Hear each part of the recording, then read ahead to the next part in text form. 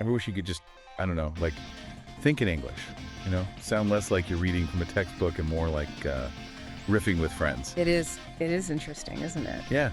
And we're not alone. We dove into this guide, right? Yeah. And it's all about how to sound more natural in English, even if you've got like all the grammar rules down pat. Yeah, we spend so much time on like the building blocks, vocabulary, grammar, but this guide is like, hey, remember the music.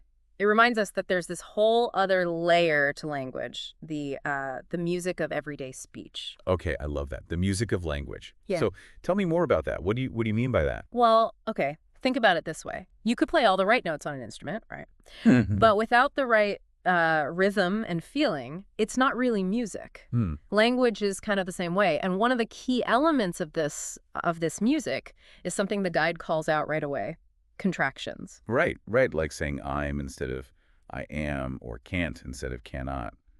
But, I mean, isn't that like breaking the rules? See, that's the thing. Not at all. It's more about understanding the unwritten rules of natural speech, right? Oh. Formal English, what we often learn first, yeah, it avoids them. But in real conversations, contractions are like, they're everywhere. Yeah. And they speed up your speech, make it sound more relaxed, more natural. So when I'm trying to sound more fluent, Yeah. I should actually be less formal. That feels, I don't know, it feels counterintuitive. It can feel that way at first, yeah.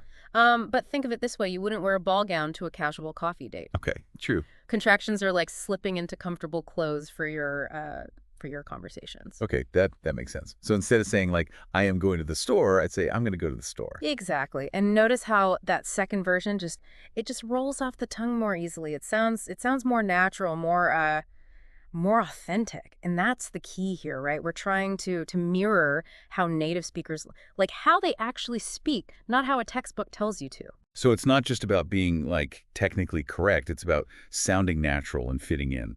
Gotcha.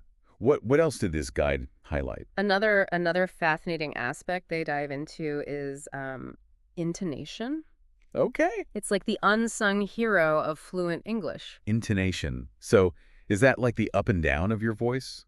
Yeah. Because I've definitely had moments where like I've said all the right words, but with a totally wrong tone, and it's like crickets. Exactly. That's a great way to put it. Intonation is how we use our voice to convey emotion, emphasis, even like subtle nuances of meaning. It's like the difference between saying you're coming with a rising tone at the end, which sounds like a jabbering question, versus you coming with a flat tone, which could sound more like a demand almost. Oh, wow. Yeah, I can see how that could lead to some major misunderstandings. So how do we get better at this whole intonation thing? It seems way more complicated than just, I don't know, like memorizing vocabulary. You're right. It is subtle.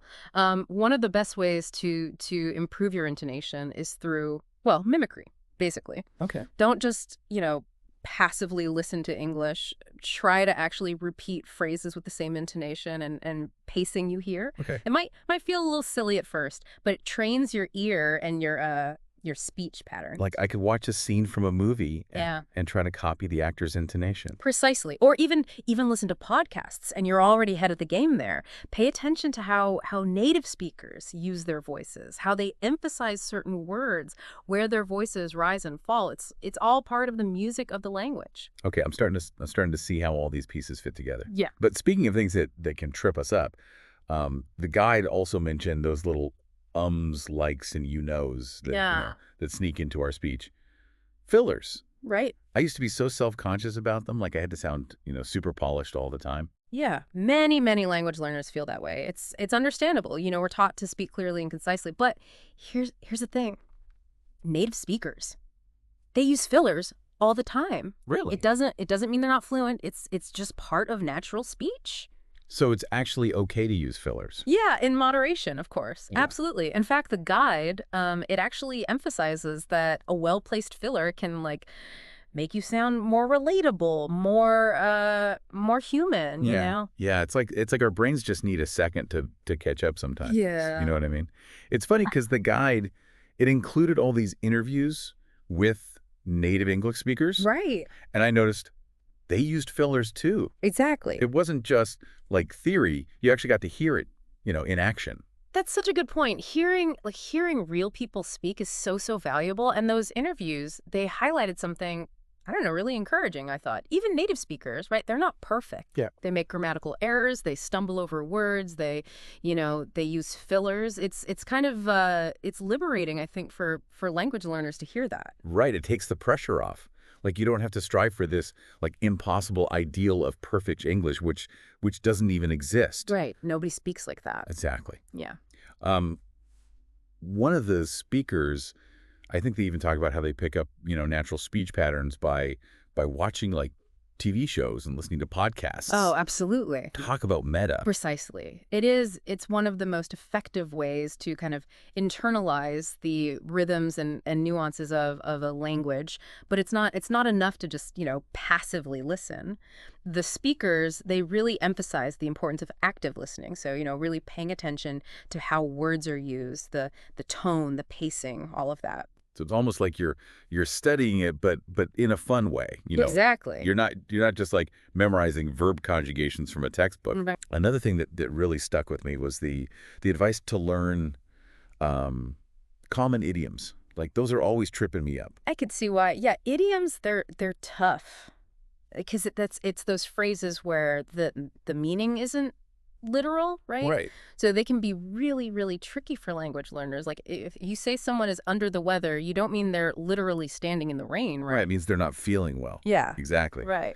So how do idioms play into like sounding more natural? They're like shortcuts to fluency almost. Okay. Using them naturally, it signals that you understand the nuances of the language, beyond just the individual words. Think of it like this, like anyone can learn individual dance steps, right? But like using them, smoothly in a real dance, that takes practice and a deeper understanding of the rhythm. So it's like you're not just speaking the language, you're speaking the culture, right? You're not Yeah. you're not just doing the steps, you're feeling the music.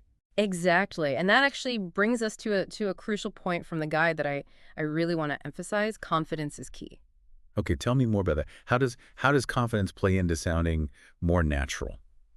Well, it's easy to get caught up in, trying to be like grammatically perfect, to like overthink every word and syllable, Right. but that can actually make you sound less fluent, more robotic almost. Right. The speakers in the guide, they really stress that relaxing, embracing those small mistakes, and just focusing on communicating your message clearly, that is far, far more important. So it's like that feeling when you're like so nervous about messing up that you end up messing up more. Yes, It's like exactly. a vicious cycle.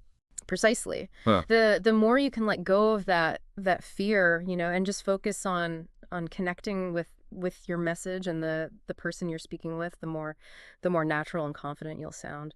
And the guide even gave some great examples, I thought, of how to rephrase like formal sentences into more natural sounding ones. Almost like little conversational hacks. So it's about working smarter, not harder when it comes to fluency. Exactly. What were some of those hacks they mentioned? Well, one example was about using more informal greetings. Like instead of saying, how are you all the time, Right. try something like what's up or how's it going? Oh, I see. So it's still polite, but it's less formal and more conversational. Exactly. And it's a small change that can make a big difference in how natural you sound.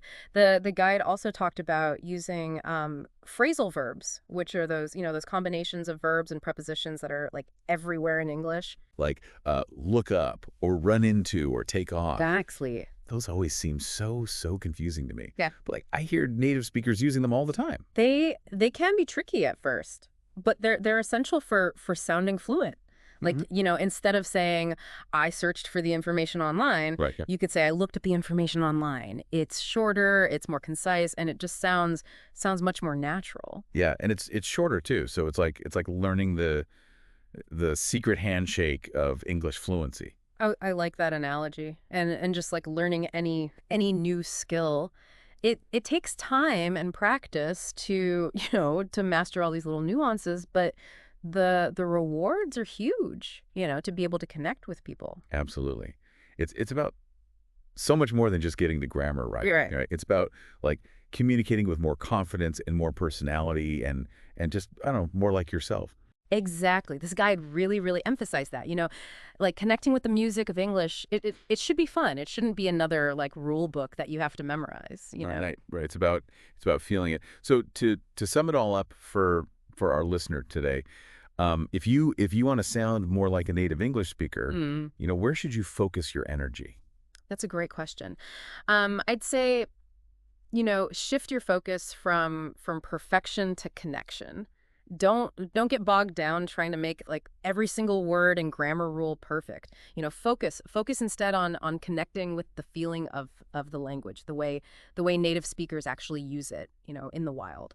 I love that. Connect with the music. Yeah. So as a final thought for our listener to kind of chew on, what's one small step they can take today to start sounding more natural in English? Ooh, that's a good one.